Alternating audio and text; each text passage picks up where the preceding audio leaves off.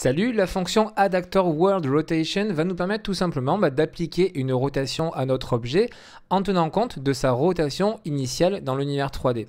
J'ai isolé la fonction ici, on va la comparer avec le setActorRotation, mais tout d'abord on regarde nos inputs.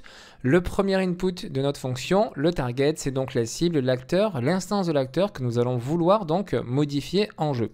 La modification, ça va être ceci, son delta rotation, c'est-à-dire qu'on va prendre sa rotation qu'il a donc l'acteur A en jeu et on va lui ajouter des informations de rotation sur les trois axes X, Y et Z.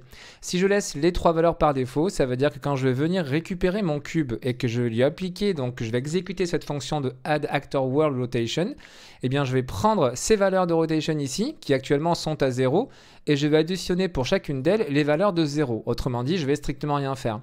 Si par contre j'appliquais sur l'axe des Z 90, à ce moment-là, ça ferait quoi? Eh bien ça prendrait cet acteur, ça rajouterait 0 en X, 0 en Y et 90 en Z, ce qui nous ferait donc faire une rotation de 90 degrés sur notre axe en question. Je vais mettre 45 et pas 90, étant donné que je suis sur un cube pour qu'on puisse voir la rotation. Alors la rotation, pensez bien à passer sur l'outil de rotation pour voir en fait sur quel axe vous allez aller. Le code couleur permet bien d'indiquer. Le bleu ici, c'est l'axe Z, et vous voyez bien que l'axe Z, quand on bouge, ça nous fait bouger l'acteur dans ce sens-là. Donc n'hésitez pas à utiliser ceci. Je réinitialise ma position et je reviens sur ma fonction. Contrairement au setActorRotation, donc vous l'avez compris, la fonction AddActorRotation permet AddActorWorldRotation, nous permet de prendre en compte les valeurs de rotation actuelles et d'y ajouter des valeurs là. Cette fonction de setActorRotation, elle réinitialise complètement la rotation de notre objet dans le monde. Je reviens sur la fonction qui nous intéresse. On voit qu'on peut déplier, on a deux informations, le sweep et le téléport. Le sweep va nous permettre d'arrêter notre rotation si jamais on heurte un objet pendant la rotation. Et le téléport va permettre de ne pas prendre la physique en compte de notre objet si c'est coché et de prendre en compte la physique si le paramètre n'est pas coché. Et le sweep, lui, va nous permettre, comme je vous le disais, donc d'arrêter la rotation si on croise un acteur, si on rencontre un acteur. Et si c'est le cas, on va pouvoir utiliser les informations ici. C'est vrai que c'est assez rare en rotation d'utiliser ça. Donc par défaut, vous voyez que même Unreal nous cache ces deux nodes-là. On peut, si on souhaite, les utiliser. Donc moi, je décoche et je laisse ceci comme ça. On va maintenant passer à nos exemples. Donc je vous ai préparé ceci, un exemple tout simple.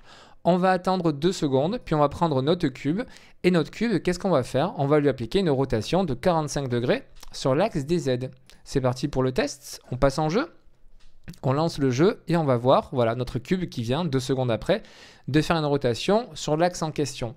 On peut s'amuser à faire une autre modification. Si je mets 45 degrés sur l'axe Y par exemple, c'est parti, on lance et on va avoir notre cube qui a donc eu sa rotation de fait sur nos deux axes. C'est bien un ajout que nous avons fait, comme on l'a dit précédemment, et non pas une réinitialisation des valeurs. Si par exemple, on va se faire une petite boucle rapide, on va dire que toutes les secondes, c'est très moche ce que je fais, mais c'est juste pour vous donner un exemple, on va se faire une petite boucle infinie qui va consister à dire que toutes les secondes, on va venir rajouter une rotation de 10 sur l'axe des Z. Et vous allez voir qu'à chaque fois, ça ne va pas réinitialiser, mais ça va bien rajouter une rotation chaque seconde par rapport aux valeurs de rotation qu'a notre acteur initialement prévu. Voici donc comment on utilise ce node. On va regarder également dans un autre tuto sa version, cette fois-ci dans l'espace de coordonnées locales. Là, on travaillait sur l'espace monde. Je vous invite à regarder la vidéo sur cette fonction-là, le AddActorLocalRotation, pour voir la différence entre les deux. Donc là, comme je vous l'ai mis dans l'exemple, je ne l'ai pas déplié, mais on pourrait utiliser le sweep et le téléport. Donc pour éviter la physique, pour voir si on croise un acteur, si c'est le cas, on vient ici.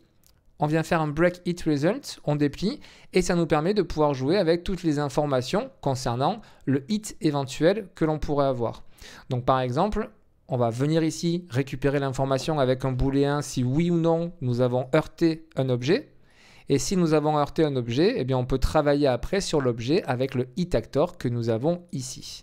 N'hésitez pas à me mettre un petit pouce bleu si vous apprenez des choses grâce à ces tutos. Et puis je vous dis à la prochaine vidéo. Ciao!